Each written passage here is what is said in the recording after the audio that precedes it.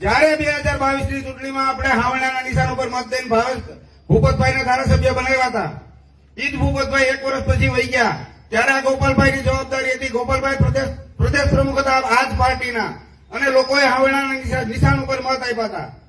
ત્યારે આ ગોપાલભાઈ ક્યાં ગયા હતા? જયારે ભૂપતભાઈ વહી ગયા હતા ત્યારે ગોપાલભાઈને અહીંયા આવું હતું કે અમારો ઉમેદવાર બોધો નીકળો, અમે હાચવી નો હોય ગયા, એ વયો ગયો, અમારી જવાબદારી છે, તમે હાવણાના નિશાન ઉપર મત આપ્યા છે, તમારે કાંઈ જરૂર પડે તો કેજો, મારી જવાબદારી છે. એવું ગોપાલભાઈને અહીંયા આવું હતું ને. આ છેલ્લા 40 દિવસ ત્યાં ખબર પડી કે વિસાવદરની જનતાને ખાતર નથી મળતું, ઇકોઝોનનો પ્રશ્ન છે, મંડળીમાં કૌભાંડ થયું. આ બધા તો જૂના મુદ્દા છે. આ 40 દિવસ ત્યાં તમને ગુમરાહ કરે. ઓળખી લેજો આવા લોકોને. અને આ જ ભાવનગર વાળાને આપણે ગોલવાડિયા કહીશું સુરતમાં. તમારો ગમે એવો સારો છોકરો હોય, રૂડો રૂપારો હોય, ભણેલો હોય, ગોપાલભાઈ કરતા સારું બોલતા આવડતું હોય, જાયદોનિયા માગુલીની છોકરી નહીં દે.